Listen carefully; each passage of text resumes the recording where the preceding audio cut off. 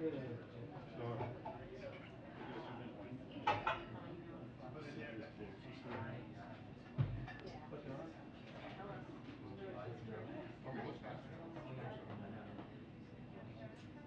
he started cutting the green 15 minutes, like we had. Yeah. Then it dried. To Try to put the I got home from Puerto Rico yesterday morning, and I got home at like 6 p.m. So I got pulled up. I'm like, well, this is bad. I went and took a shower, and I was getting in the shower. I'm like, okay, it's starting to rain. By the time I dried off, I'm like, is it over? Chemical takeout.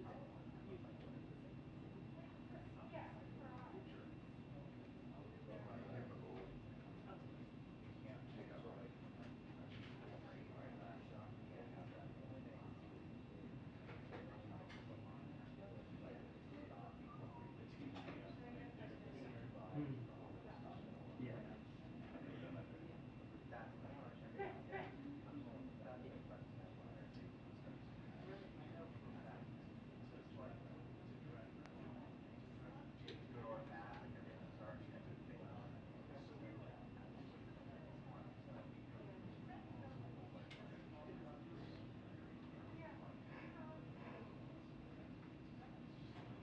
So they first. Yeah, 10 years. I was the last tracker on the unit. Every. It was Jan. You kind of literally shit until they did kind of see the precision so big. Old cameras on multi-gallon. Yeah. Yeah.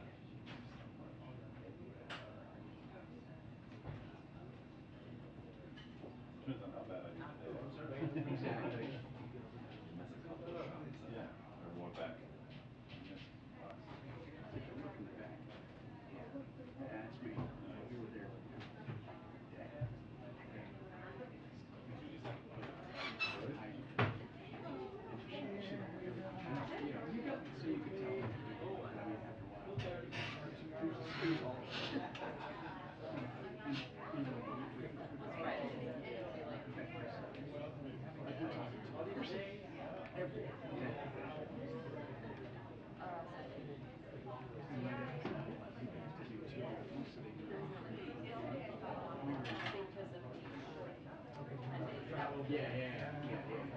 know, the gaggle though was they put the stories all day and then they do briefs.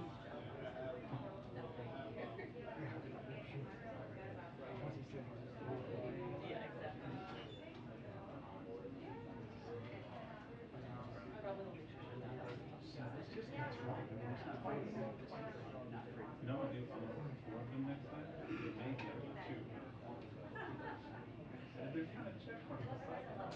Makes me think that they were selling things that was brand new. Maybe the driver got around. Maybe last year.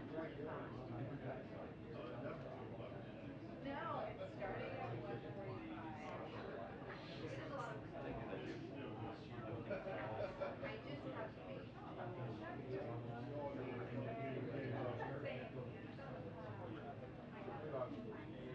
Oh, yeah. You don't have a question for me? What's going on? Hi, how's it going? Yeah, I'm always nervous when there's nothing on the schedule on a Friday, but it seems like everything's okay.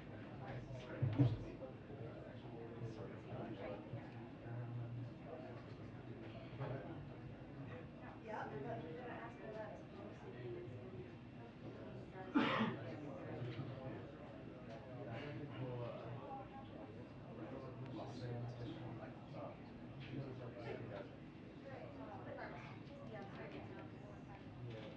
It was nice to claim when they redid it. It does?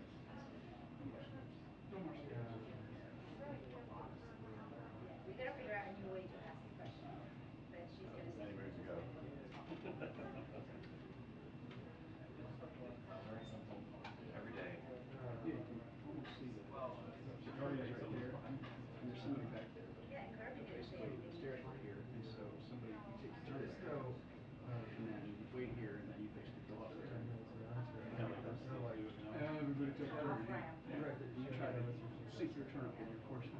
Oh, that's right. But yeah, it didn't work out. I guess she had a theory. Yeah. Indefinitely delay, I think. Yeah.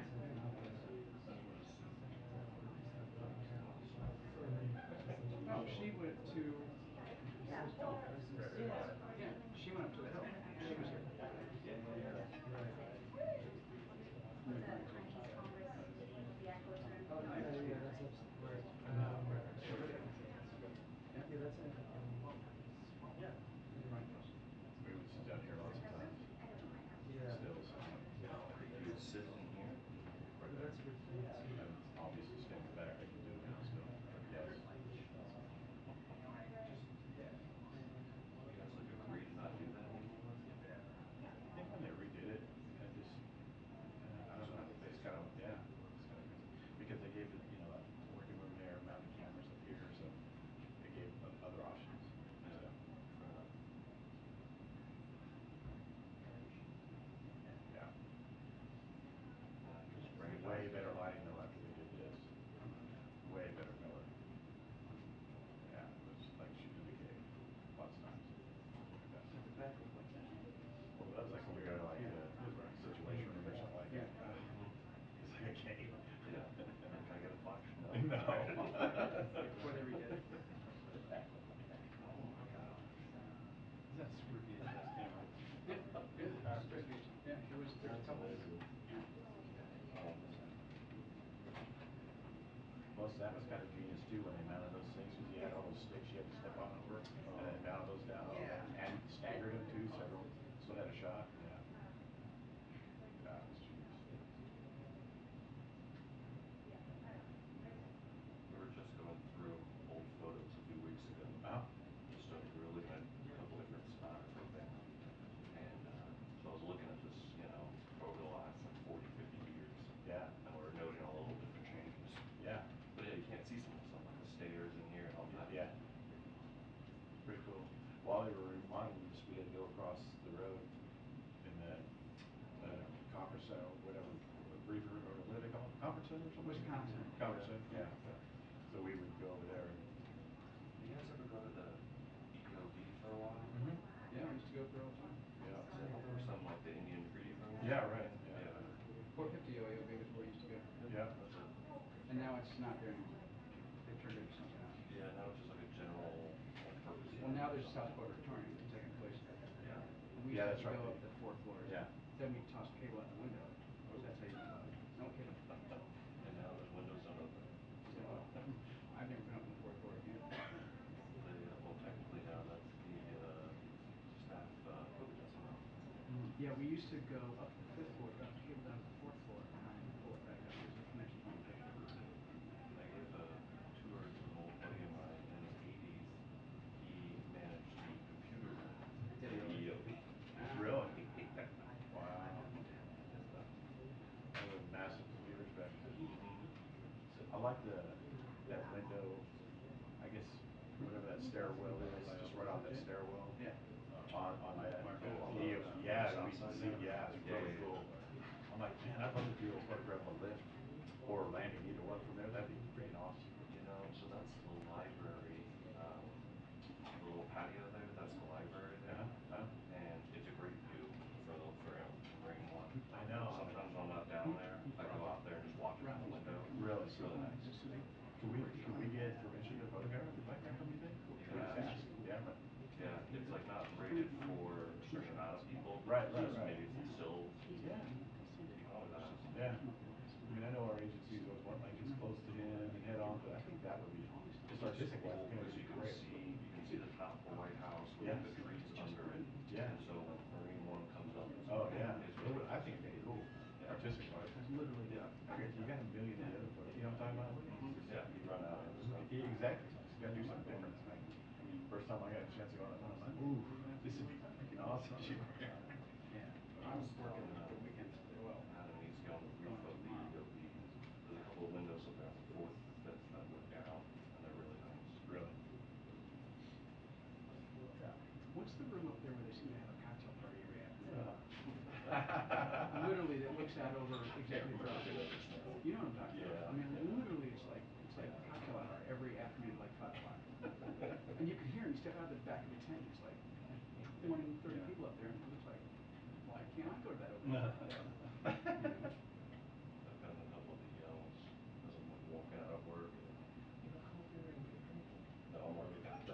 Yeah, Walking out. this has been 16 minutes. I'm out of here. What's your average day here, you think? It depends. Like today's short. Or light day? Easily 12 hours. Yeah.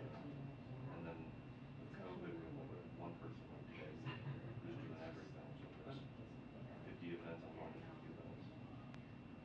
You know, so I'm leaving here all the time to 3, 4, 5 in the morning, and then starting work again at 7 or whatever. How far do you live from here? I live far. I just live in Alexandria. Okay, yeah. So, but yeah, Yeah. for some people a little further out, trying to juggle kids, it's a little difficult. Yeah. It's a lot of hours for you guys. No matter what administration it is, as soon as it's Clinton, it's it's working it too, you know.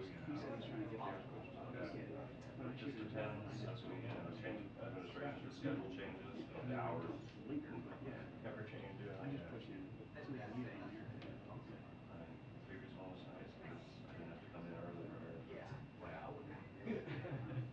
What, how long have you been working? This is 5 years now. Is that right?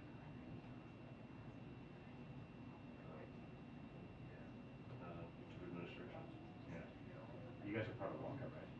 Nope, we're our own independent steno Really? branch. Yep.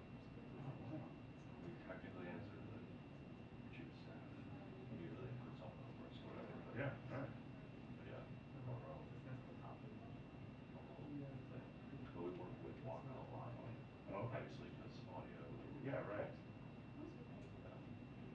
So like if they miss something, like the feed that'll go through here for the Air Force One gaggles, if that drops, our audio, they splice that in to fix their audio so that they can refeed it out to everyone here. I see.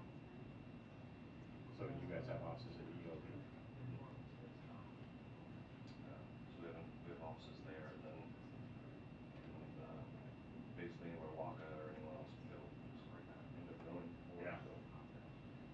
Yeah, I always thought you guys were part of Walker. I end up working with them so much. I understand why you think so. Yeah, yeah. Yeah.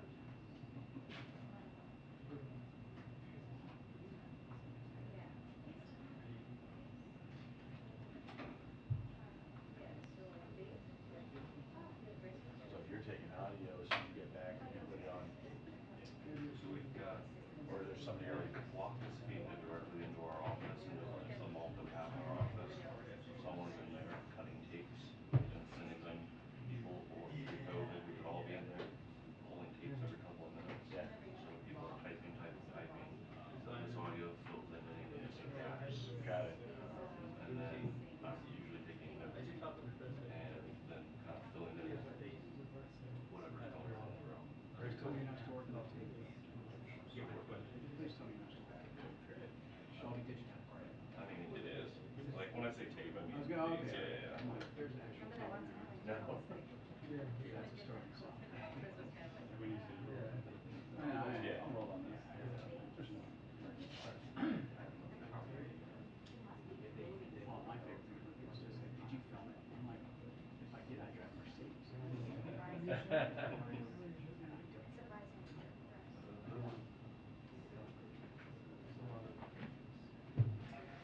The purple tie there. Thank you, sir.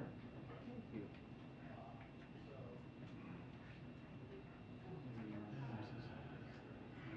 Joey, I don't think it's going to start looking well. I'm glad you try to stay awake. There you go.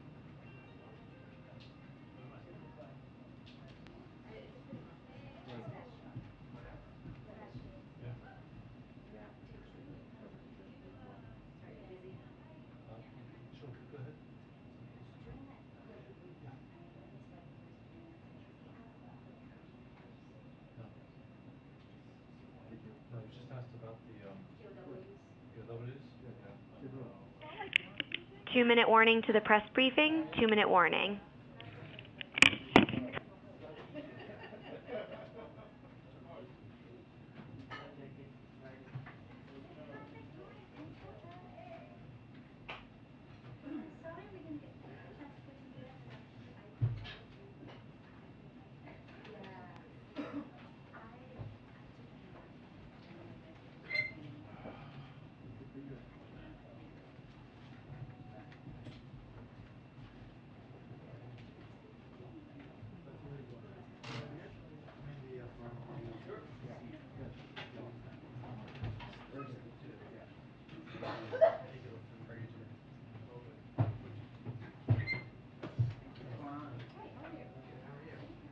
I think it's that one in the middle. Yeah.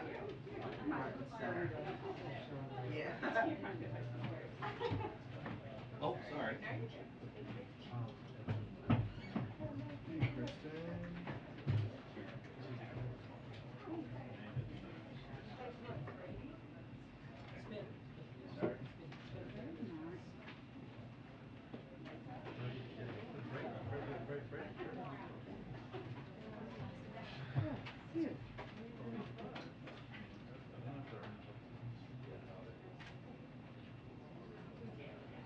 So early today. I know.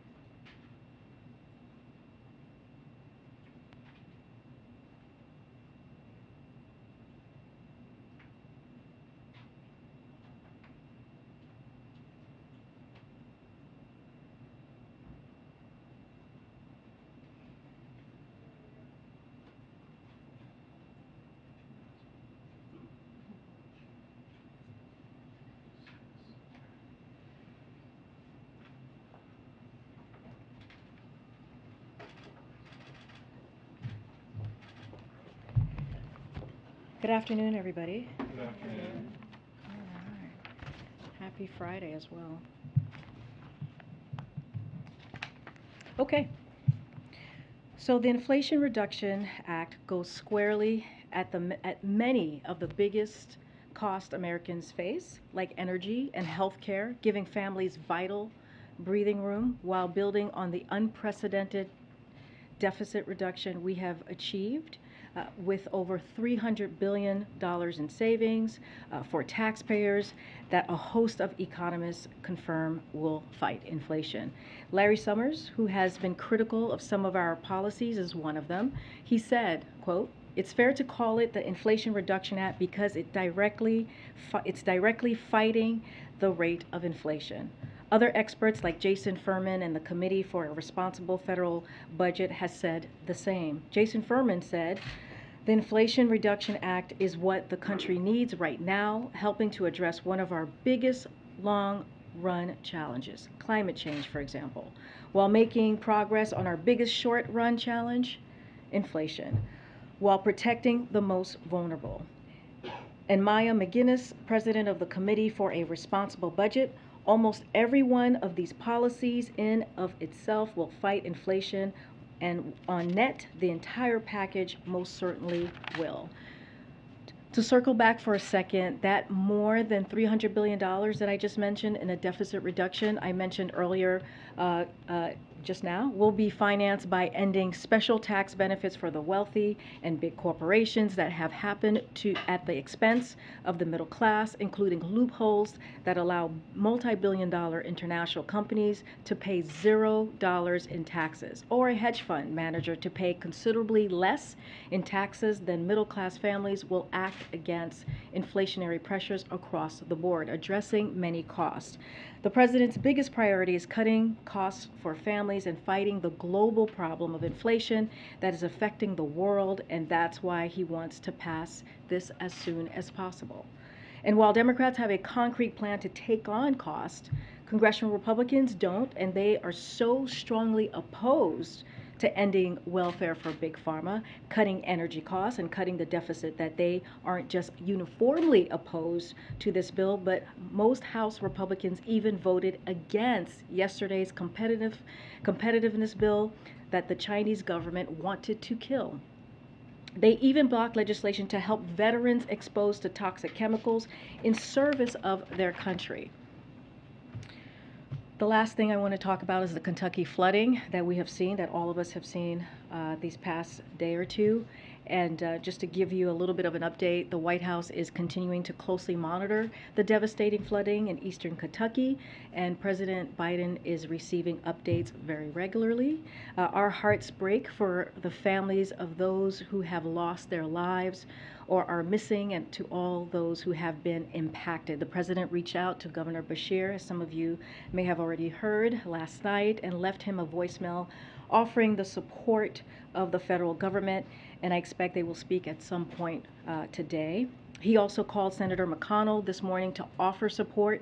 This morning, the president approved the governor's request for an expedited major disaster declaration and ordered federal aid to supplement state and local recovery efforts. FEMA Administrator Criswell is also on the ground today to tour flood damaged areas of the state with Governor Beshear and state and local officials.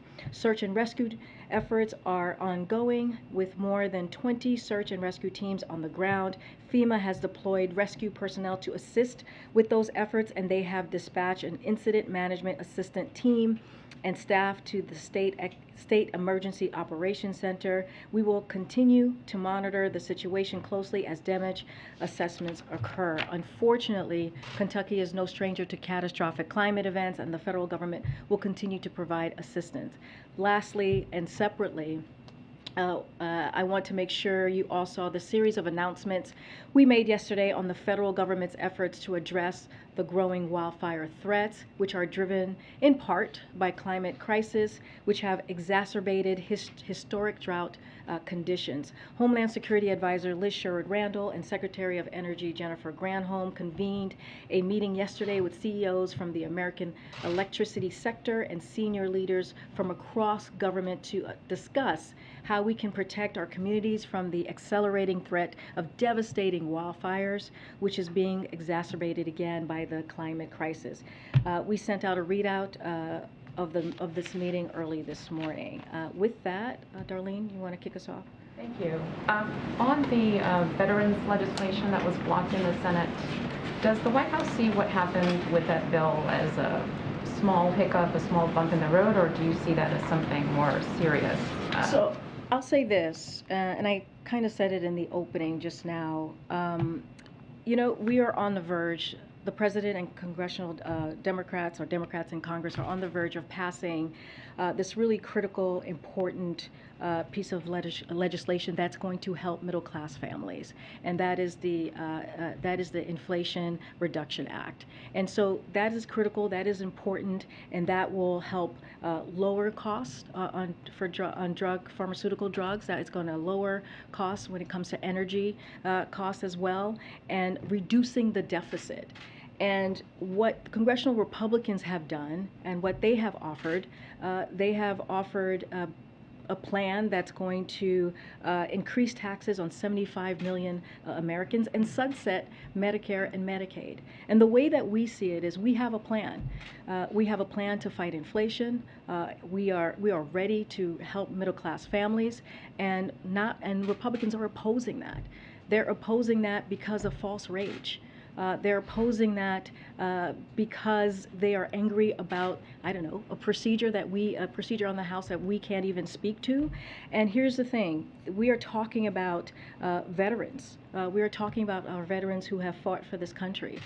We are talking about veterans who have been exposed to toxic chemicals because of their service to our country. So the time is now to get this moving. The time is now to move forward, and we hope that they do the right thing. Secondly, the president had a couple of events here this week after he came out of isolation.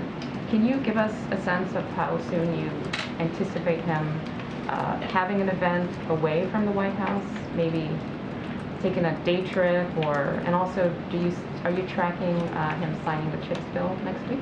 So I believe the bill is currently going through the enrollment process, right?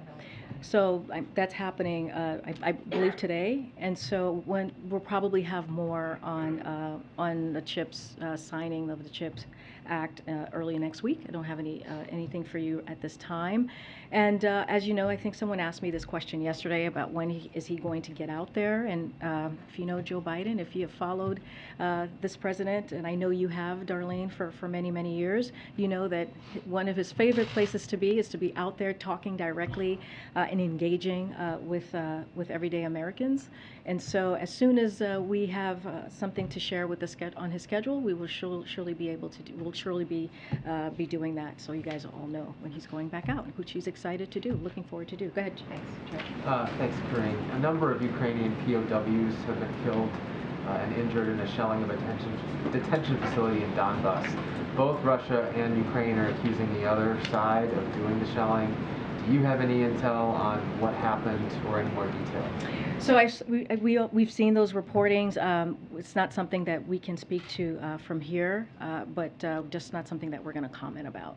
But we have seen the reportings. Okay.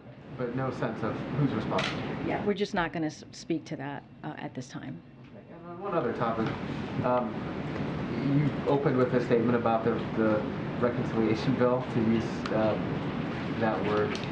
Do you have any concern, does the White House have any concern that passage of that bill, which of course would be a huge victory for the president, may prevent or may lead to some Republicans not supporting other bills such as the gay marriage bill or others that they might have been inclined to support?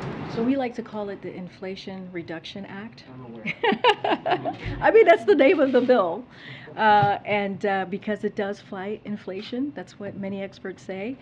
No, you asked really good questions. Look, I said this, I was trying to get to that with Darlene's question about the importance of the Inflation Reduction Act and how it is going to help middle-class family, how it's going to lower cost. And this is a plan. When we talk about having a plan for inflation, this is the plan that Democrats have. This is a plan that the president has. And it's going to have a real effect when you think about healthcare, when you think about energy costs, when you think about pharmaceutical drugs, you think about our grandparents, or the seniors who are thinking every day how they're going to pay for their pharmaceutical drugs. This is a way to do that. For the fact that Republicans are turning away from this, it's shameful, actually. But when it comes to marriage equality, we know that this president, this is not a secret, this president has been a leader of marriage equality. He has been out front, ahead of so many other members of Congress when he was a senator, and over just the past couple of years. So this is that act he supports. We put out a SAP last week, and we're going to continue to have those conversations with congressional members and members of Congress to make sure that moves forward. Ms. Karine, first I wanted to ask for a status update, if you have one, on the updated COVID vaccines. Does the administration have even a rough timeline on when they will be rolled out?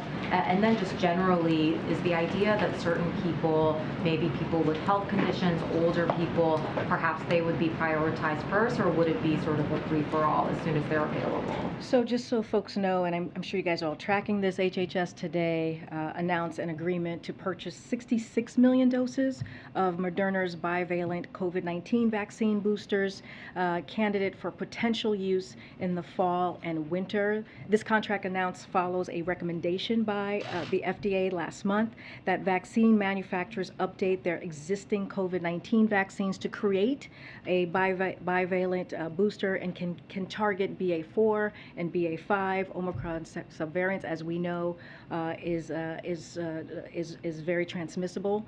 But today's purchase is in addition to, just so folks know, to the 105 million COVID-19 vaccine boosters doses the U.S. government purchased recently from the Pfizer for potential use later this year, pending FDA authorization and a recommended by CDC. Pending those FDA and CDC actions, HHS would receive the first deliveries of the Moderna and Pfizer vaccine boosters doses in early fall. So decisions about the shots and all the experts' review and the science data, that's going to be something that FDA and CDC does. We just don't have anything currently right now to share. Once we have more of what the plan looks like and the allocations, we'll share that. And then just have one more following Secretary Blinken's conversation with Sergei Lavrov today. Is the White House currently open to President Biden directly having a conversation with Vladimir Putin to try to make progress on the U.S.'s offer to get Brittany Griner and Paul Whelan out of Russia? I know at various points in the past there were suggestions, right now may not be the right time, just given everything that's going on in Ukraine. Just wanted an update on that. So Secretary Blinken thought it was important to make clear where we and our global partners stand on several key issues. Clearly, Brittany Griner and Paul Whelan was part of that. He reiterated our substantial proposal, which you heard from Secretary Blinken yesterday, which is on the table. And he spoke about the importance of Russia allowing ships to depart Odessa and to adhere to their grain deal. So that was a conversation that they had today. He also emphasized how Russia's plan to annex parts of Ukraine by force, which we warned about from here at the podium, would be a gross violation of the UN Charter, and we would not allow it to go unchallenged or unpunished. You heard him say, so those of you who listened in today, that we are under no illusions that Moscow is prepared to engage meaningfully and constructively yet. So Secretary Blinken made clear this was not about a return to business as usual. So we are, again, under no illusions. As far as a call or a plans for calls, we do not have a plan for the president to call President Putin. At this point, is it on the table, off the table? I know that there's nothing for you to announce. But No, it's not even there's nothing for me to announce. We do not have a plan for that at this time. To follow up. I was hoping to ask a domestic question, but it's kind of a follow-up on the status of these negotiations around Brittany Griner and Paul Whelan. Does the administration feel like it accomplished what it was hoping to by going public with this substantial offer now that we are seeing some engagement between Secretary Blinken and the Russian foreign minister? And are you concerned this could all just still fall apart? So here's the thing, we have made clear, the president has made clear that this is a priority for him. And in getting Brittany and Paul home, he wants to see them come home. But he's also made clear that when it comes to U.S. nationals who are being wrongfully held or held hostage, they need to come home. And he's going to do everything that he can to make that happen. And I think this is what you see by the announcement that Secretary Blinken made yesterday, by having a substantial offer on the table. We are making clear and being very transparent of what is happening. Those conversations are going to continue to go on. We are not going to negotiate from here just because it's just the right thing to do, and we want to be very careful. And so, again, this is the president showing that he is willing to do everything that he can to bring U.S. nationals home who are wrongfully detained. It seems like the right direction of Blinken and Lavrov talking.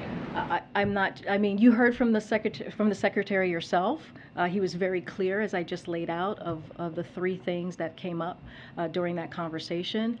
He also said he is not delusional, and we expect conversations and negotiations to continue. I'm just not going to say much more from here. I just wanted to ask about some of the details in the Manchin-Schumer sort of deal in the reconciliation bill. Everyone's just had a beat to be able to kind of dig into the bill text, and we're starting to see some environmentalists really voicing concern, acknowledging obviously these huge investments in clean energy, but frustrated by some of the trade-offs, mandates for new drilling, mandates for opening up some different parts of the country to drilling. I was struck by Chairman Grijalva saying that he was particularly concerned that the deal's promise of comprehensive permitting reform was another euphemism for gutting our most foundational environmental and public health protections. So just what's your message to environmentalist leaders in your own party who are clearly worried that the climate investments just might not be enough to offset all this new drilling potential? So I'm going to say that, I said this yesterday, which is, this is a historic piece of legislation. It is going to be a game changer for so many Americans, so many middle-class families, and that the president is grateful. We have said it, is grateful for the work that has been done by Senator Manchin and Senator Schumer and others in making this happen. And so the way that we see it is going to help struggling Americans in a big way. When you think about lowering costs, we've been talking about what are we going to do with inflation. This is one of those things, right? This is going to help Medicare actually be able to negotiate to lower this cost. This is going to lower energy costs. This is the biggest investment that we have ever seen in U.S. history when it comes to fighting climate change. So this is a big deal. This is incredibly important. But we also see this as a down payment on what the president talked about in 2019. When it comes to climate change, the president has taken bold actions for this past 18 months, and he will continue to do that. It doesn't end here. He'll continue to take action to make sure that we reach his goals, his emission goals. We believe that we will meet these goals with this particular piece of legislation, but there will be more work that we will continue to do. Is it fair to say he just likes the whole bill, all of it? He is grateful, and he thinks this is a historic bill, and this will help struggling families, and this is part of fighting inflation. And also, when you think about the deficit, lowering the deficit, which we've already seen this past year, that was done by $1.7 trillion.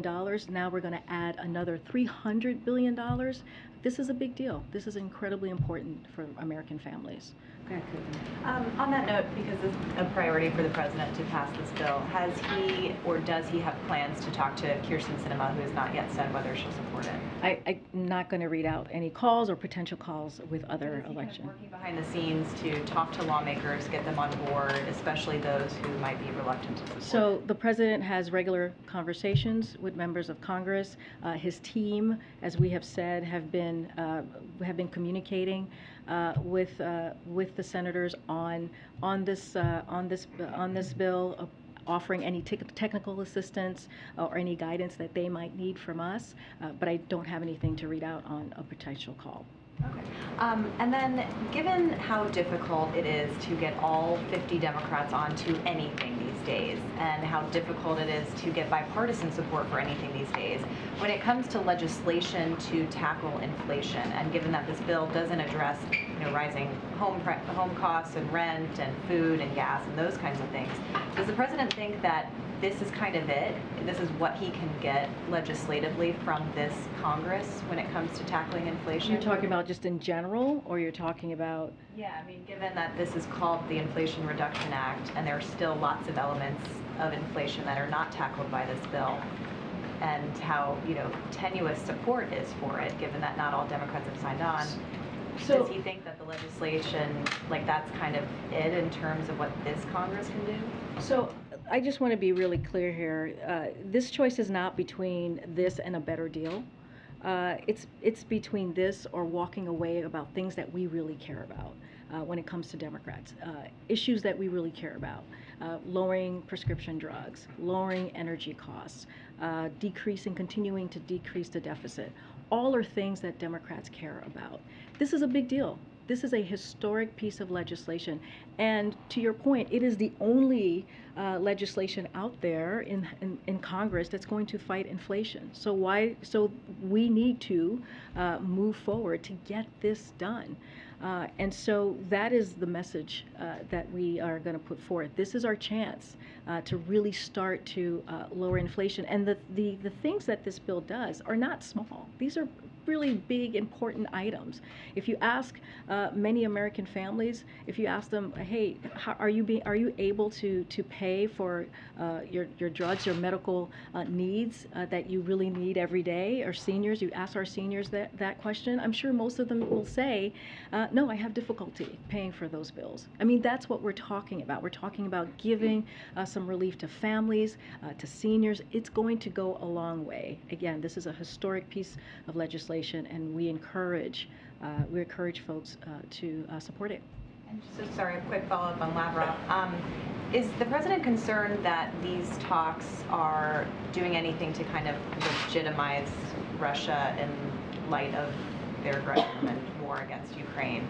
That kind of opening up these discussions, starting these discussions, especially when it comes to Griner and Whelan, that this is doing anything to kind of legitimize Russia, or that it could get to that point? I mean, I don't know how that would legitimize Russia when we know they are causing this brutal war in Ukraine. When that is fact, when that is known, when you see NATO has come together in a way, coalesce in a way we have not seen in a long, long time to make sure they send a loud message to Russia. When you see the sanctions that have really hurt the Russian economy, I mean, I don't see how they are legitimized at all. If anything, they are now a pariah in the global stage because of what they're doing. So what the president is doing, and the secretary and his team, his national security team, is to make sure we keep our promise and doing everything that we can in bringing home U.S. nationals that are being held, who are wrongfully detained, and that's going to be the focus. And so the president, again, this is top of mind. This is a priority, and that's what you're seeing right now. Karine, thank you. Going back to getting the Inflation Reduction Act passed, how does the president see his role in getting this over the finish line? Well, look, this is, as I said moments ago, we see this as a down payment from what he's been talking about in 2019. The president has been very vocal about how he sees dealing with inflation, right? Dealing with high costs. You have seen him the past several months talking about pharmaceutical drugs, and in particular insulin, and how expensive that is for families. You've heard him talk about how families are paying 2 times, 3 times more than families across in other countries. So he's been very vocal. He has been out there. He has done this, gone out there and met with the American people, or spoken in front of them and told that story, explained what Congress needs to do. So we're going to continue to do that work. He has staff here in the White House that's continuing also to have those conversations. And I ask in part, and I know you're not going to get specific about phone calls to Senator Sinema, but does he feel like he gave some space to the negotiators? Does he feel like now is the time for him to engage directly, hands-on, to try to get this over the finish line and to make that personal outreach to potentially bring Senator Sinema here? So, we're not going to talk about any outreach of any other senators, but I would say that the president has been very vocal here. He has made his point very, very clear to the American people, to the public, of where he stands on these items that we're talking about. When we're talking about climate change and energy costs, when we're talking about drugs, pharmaceutical drugs, and bringing those costs down. And again, his team, right? These are the folks who work for him, have been directly engaging with members in Congress, and that's going to continue. And so, again, he has been very vocal, and he'll continue to do that. There's a new polling out by the New York Times, but other news outlets as well, that shows a majority of Democrats don't want President Biden to run again in 2024. The latest New York Times polling has 26% who say they do want him to run. We had some reporting yesterday that the administration is keeping a close eye on potential challengers. How nervous is this White House when you look at those numbers and when you think about the other Democrats who are out there making their voices heard? So, the president intends to run in 2024. We are a long ways away from that. I cannot get into specifics of any political election polling because I am behind this podium. But what I can say, we've just talked about the Inflation Reduction Act and how important the president believes it to deliver that to the middle class, to the American people.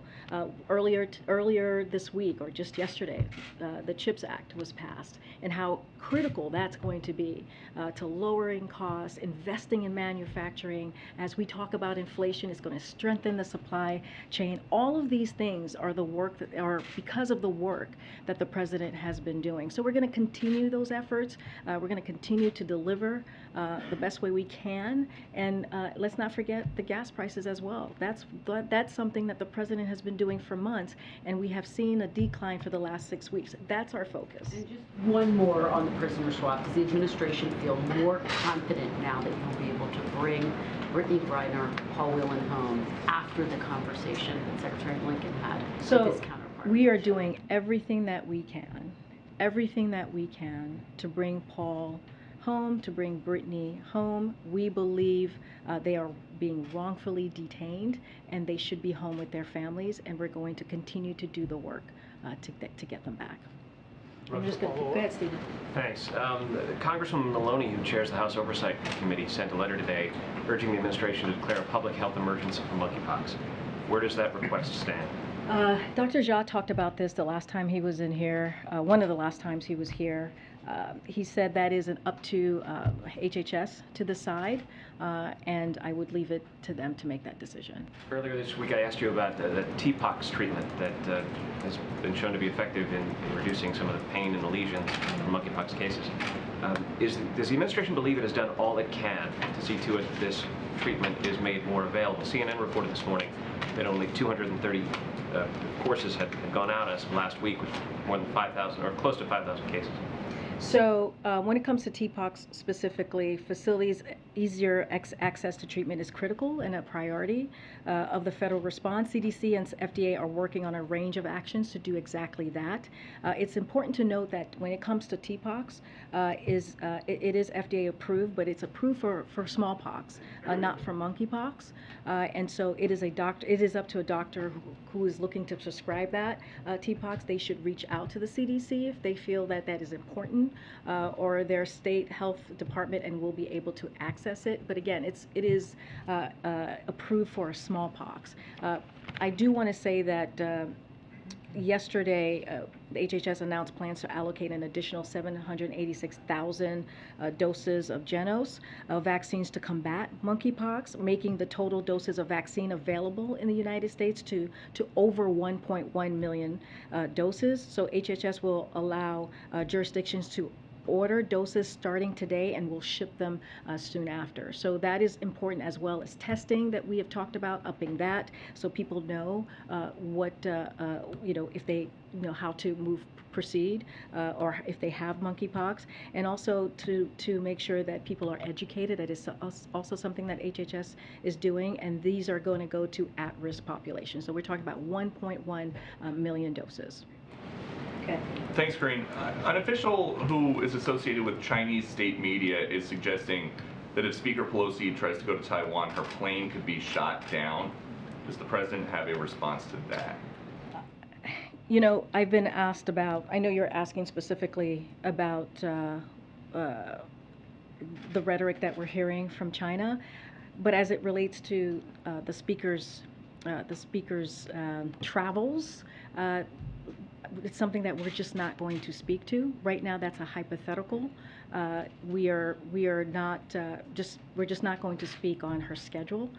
As we have said multiple times, we give advice and guidance to any members of Congress where they travel, to the region they travel, whether an advice on geopolitical situation in the region or in the country, and any national security issues that may arise. But again, I'm not going to speak to a hypothetical. Okay, and on another subject, why is the Biden administration building a border wall in Arizona? So we are not finishing the wall. We are cleaning up the mess the prior administration left behind in their failed attempt to build a wall. And I just want to be very, very clear here. On day one, we returned the money, the $8 billion the prior administration took from our military. We gave that back to the military, for military families, for schools, for bases. That's what that money was being used. That's what it was taken away from. And so again, what we're doing is cleaning up the mess that the prior administration has done. But President Biden, when he was a candidate, said there will not be another foot of wall constructed in my administration. Yeah. So what changed? We are not finishing the wall. If walls work in that part of Arizona, is this the administration trying to get migrants to cross somewhere else, like in Texas? What is the plan? We are not finishing a wall. We are cleaning up the mess that the prior administration made. We are trying to save lives. This is what the prior administration left behind that we are now cleaning up. By finishing the wall, is this? We are not finishing the wall. By filling in, finishing? We are not finishing the wall. By filling in, is this racist?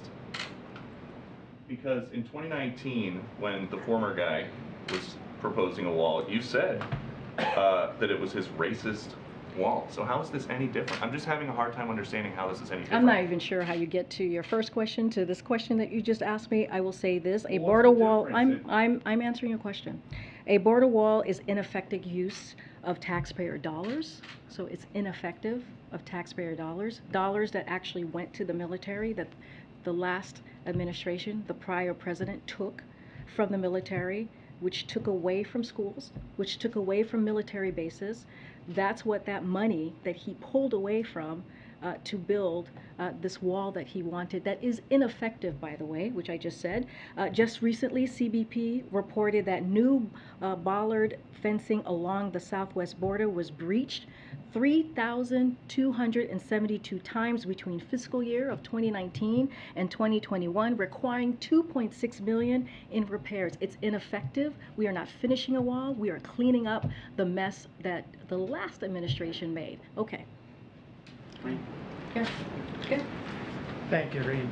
I have a couple of questions, one on Argentina and another one on Mexico. On Argentina, I would like to know where the president's schedule stands in terms of meeting with the Argentinian president. So as you know, consistent with the White House protocol for positive COVID cases, President Biden worked in isolation for 5 days after testing negative. As a result, the planned, to what you're asking me, a visit by President of Argentina has been postponed until a later date. And when we have a new date to share, we will share that. But there's no any idea whether that's going to happen in August or September? We will share a date once we have it. Mexico, since Mexico's President López Obrador was here recently and met with President Biden, I would like to know the role the White House played in the request of extradition of Mexican drug trafficker Rafael Caro Quintero, if any. And since the request for immediate extradition seems not to be that immediate these days, is the White House in touch with Mexico at all, or the presidency of Mexico in order to expedite this process? So that is a law enforcement matter, so I would have to refer you to Department of Justice.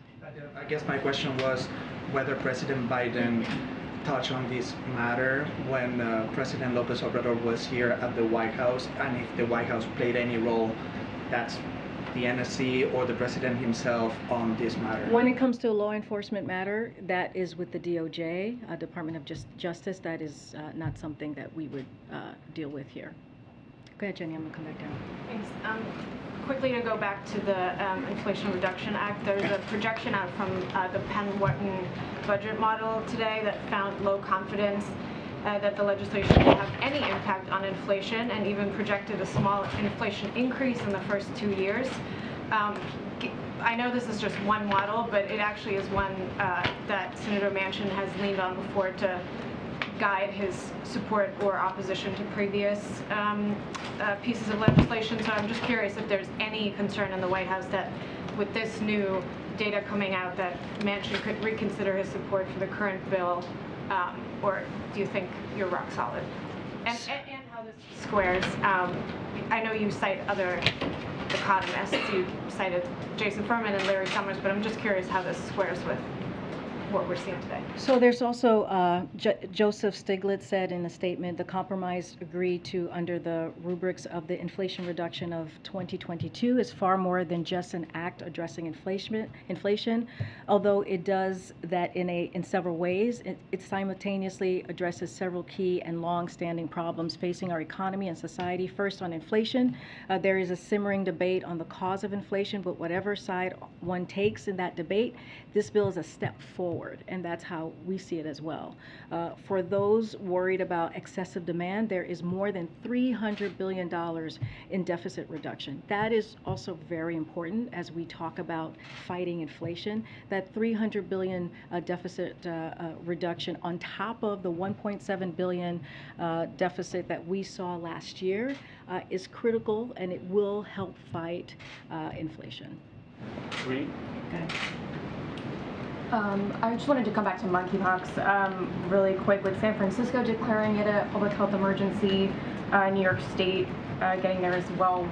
Why does it seem that there's a delay, and is there any concern that the administration is moving too slowly on this to declare it a public health emergency? You declared an emergency. Again, that's going to be with HHS. But look, you know, the way, and I talked about this earlier, when I believe the first cases was in mid-May, and in June we put together a comprehensive approach on dealing with monkeypox.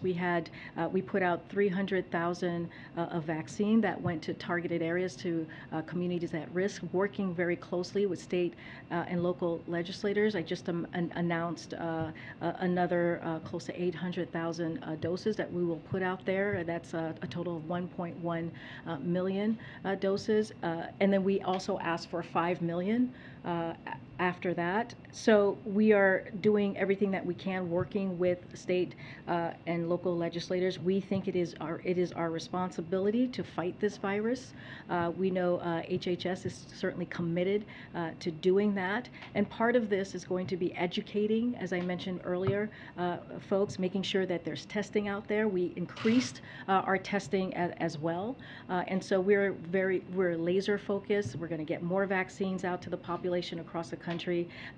Again, that's just one part of what we're doing, the testing and the treatments. We're going to make sure that is more accessible as well, because we understand how important it is for people in communities at risk to protect themselves. So we're going to continue doing that work. Okay.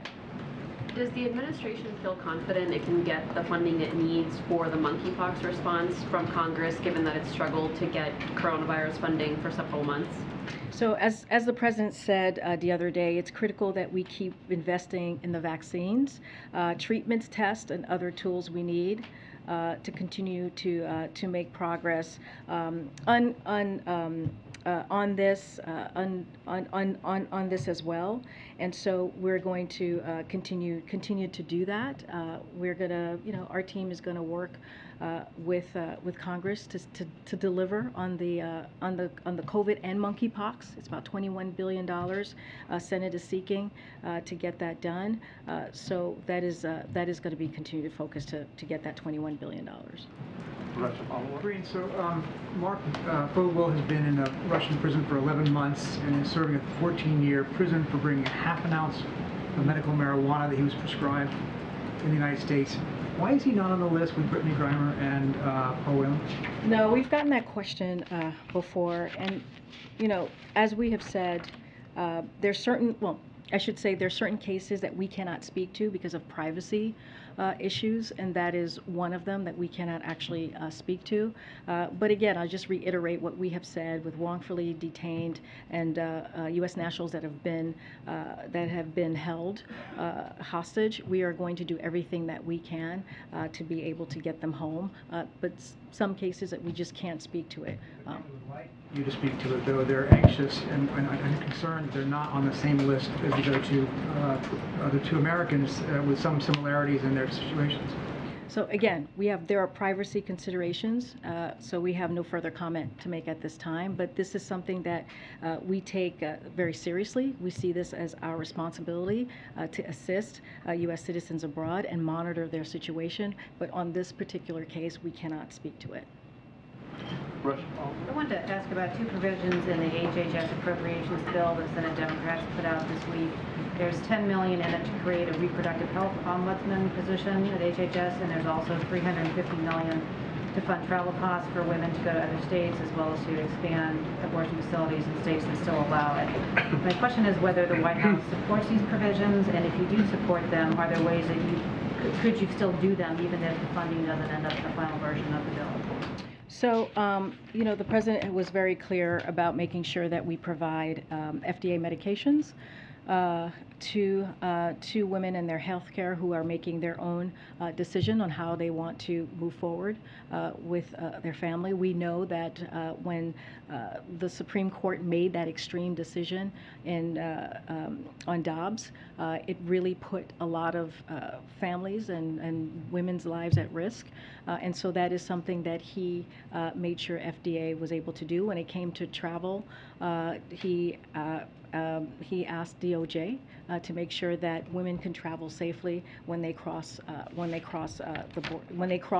into a different state to get that abortion. And so, I don't have much more to say on the HHS funding. Again, this is something that the president has been very clear in making sure that we do everything we can, and he put forth those two actions. When it comes to anything else, everything's on the table, and we'll have more to share. But I'm going to leave that. Right now, whether an ombudsman is needed at HHS, for example. I'm just going to leave it there. Go ahead. Thanks, Karine. Two questions for you. One, has President Biden been tested for COVID since testing negative to end his isolation as part of the monitoring for any rebound cases? So I don't have, I would have to check with his team on when the last time he was tested. We have been clear that when he, if he were to test positive, we would share that and we'd be transparent. So we'll share that when we have that information. And then a follow-up. If we have that information. We do not want to have that information, but if that were to occur, we would be transparent like we were when he did test positive a week ago, almost. And then I wanted to follow up on the question Kristen asked you. Democratic Congressman Dean Phillips today said he doesn't believe that President Biden should run again in 2024. He says he believes, quote, most of his colleagues feel the same way, and that it's time for a generational change. Generational change is something we've heard President Biden himself talk about in the Democratic Party. So does the White House have any response to the congressman? Look, I'm going to stay where I am, what I said earlier to your other colleague, which is the president intends to run in 2024. We are ways away from 2024. We are going to continue to focus on doing the business of the American people by delivering for families, by lowering costs for families. As we have seen, we are very focused as well on the Inflation Reduction Act, as I just went through and explained. We saw the CHIPS Act pass, which is going to lower costs for families, going to fight strengthen supply chains, strengthen our national security, invest in manufacturing. Those are the things that we're going to continue to focus on, and much more. So right now, 2024 is so far away. Thanks.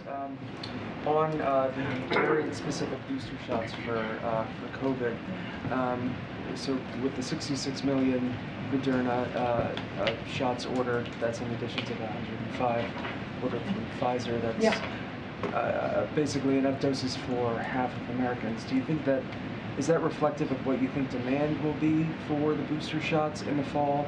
And what do you plan on doing as the administration to promote uptake in the event that they do receive approval? Well, this is something that we have planned for, and we have been very clear about needing the funding to continue the comprehensive plan that the president has. But again, we are planning for the upcoming months. We have these 66 million boosters specifically for the BA4 and the BA5. Once FDA and CDC, based on the experts' review and science and data, they'll have their decisions on that particular piece. But again, we will have more to share and bring out Dr. Jha to share more. And then is the president considering a trip to Kentucky to visit the disaster area? As I said at the top, he's being regularly updated on this. Again, our hearts go out to the families who have lost loved ones, who have just lost even so much during this time. And a lot of it is due to climate change. As we are talking through this, all the movements on climate change is what we're trying to do here. But again, he's going to stay updated. He spoke to, well, he's going to hopefully today connect with Governor Beshear. We don't have anything to share on his schedule at this time. Follow-up question? Yeah, thanks, Karine. One clarification and one question I have for you. On the clarification, so we've heard the argument that job creation is the reason that we can't be in a recession, or one of the reasons. But on net, we were adding back jobs, not creating, because last month, for the first time, the private payroll finally reached the February 2020 levels. So the private sector has now only created 140,000 jobs. After adding back what? So what we have been saying is that the president, since the last 18 months, we have created 9 million jobs. That is, those are the historic numbers that we have seen, the strong economic strength. That are being added back. But we also have created jobs as well, as I just stated. And so that is also very important to note. And so when it comes to the economy at this point, at this time, we're seeing a transition. That's what we are after a strong economy, a transition into more stable and steady growth. And that is something that you've heard it from Brian 90s. You've heard it from economic team that we expected. There's nothing new there. And so we're going to, the strong labor market, the resilience of the resiliency of business, resiliency of the consumer purchase matters in all of that, matters in what we're seeing currently. But we understand that there's more work to be done as we talk about inflation, as we talk about high costs, which is why we continue to talk about the bills that we're seeing in Congress, in particular the Inflation Reduction Act. And so that's going to be our focus. And on that transition, when can Americans feel or see, when can Americans expect that transition to be over? So it's happening currently right now. That is what we're stepping into. We see that a little bit of a cooling, right, with the jobs numbers that we see every month. And again, that is expected, and so we'll continue to see that. Secretary Yellen explained this very well, much better than I am, because she is an economic expert and a very trusted voice on this. One of the things that she said that I think is important: a variety of risks ahead, like Russia's war, COVID lockdowns in China, and more. We have strength in the economy, a strong labor market being one strength. Consumer household balance sheets remain generally strong. Credit quality is strong. You do not see some significant increase in business bankruptcies, which is important. And so these are the things that she highlighted yesterday that speaks to a lot of what we're talking about when we talk about strong labor market and where the economy, the state of the economy is currently at this time. One more quick one, if I could, just off topic a little bit. What's the difference between Texas busing migrants to D.C. and the federal government flying migrants to, say, New York in the middle of the night in other cities? It's very different because we're not doing it as using migrants as a political pawn. Good. I have two quick questions on Russia and Ukraine, and then another one on Nicaragua. So there's been a lot of movement in Congress about designating Russia as a state sponsor of terrorism. There's a Senate resolution, as you know. There's a House bill that was just introduced. So my question is, does the president support legislation to officially designate Russia as a state sponsor of terrorism, or does he believe that to be an executive purview? And if so, what are his criteria? So basically, it's a determination. This requires a determination by the Department of State on specific criteria in congressional statute. So we're looking into it along with a range of other proposals to impose further cost on Russia. So that's how it's determined. But for some context, when it comes to export controls, which we have aligned on with 30 plus partners, to multilateral sanctions with over 30 countries across 4 continents, to curtailment of international assistance and foreign aid, the costs that we have imposed are in line with some of the consequences of an SST designation. Our unprecedented sanctions are having a drastic impact on Russia. Russia's stock market has lost 1/3 of its value. Inflation is rising up to 20% in Russia. Russia's imports of goods from around the world could fall by 40%.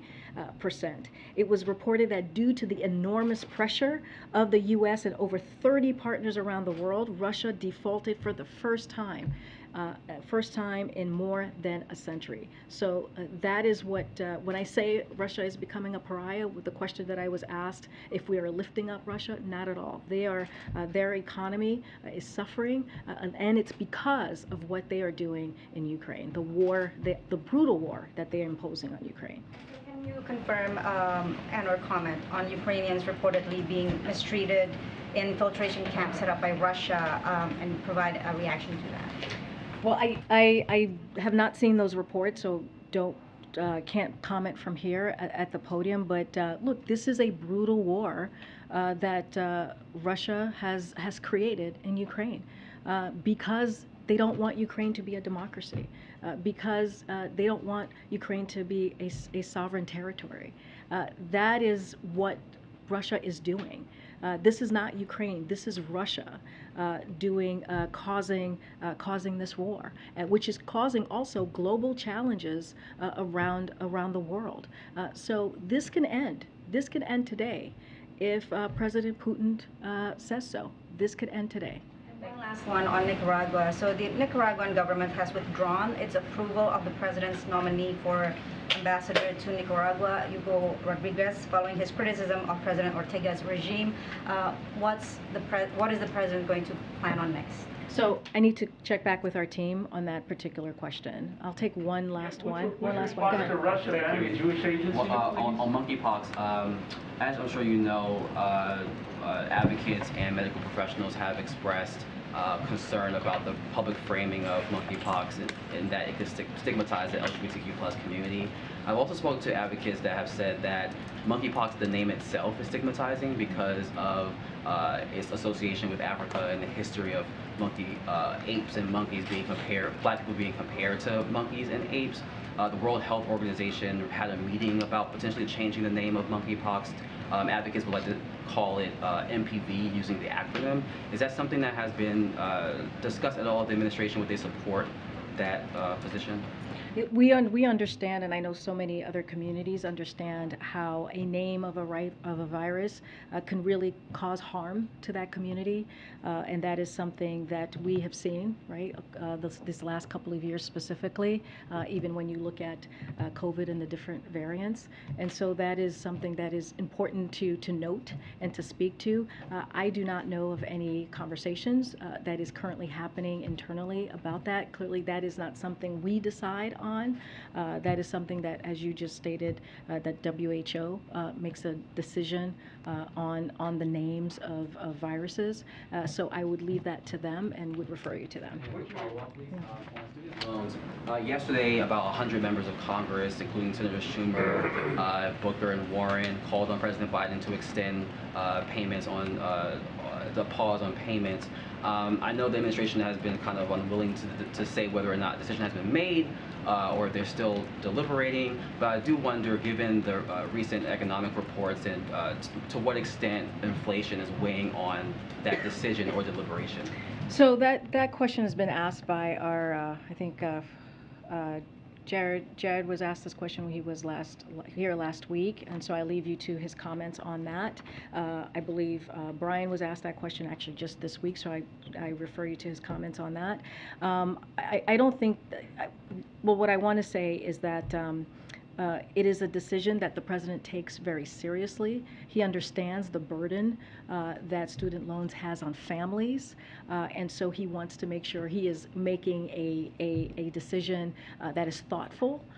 And he was just asked this question last week, which was the last time that we saw him out there on the road, which is when he was in Somerset, Massachusetts, and he said by the end of August. So that's what I would expect, by August 31st. Thank you, everybody.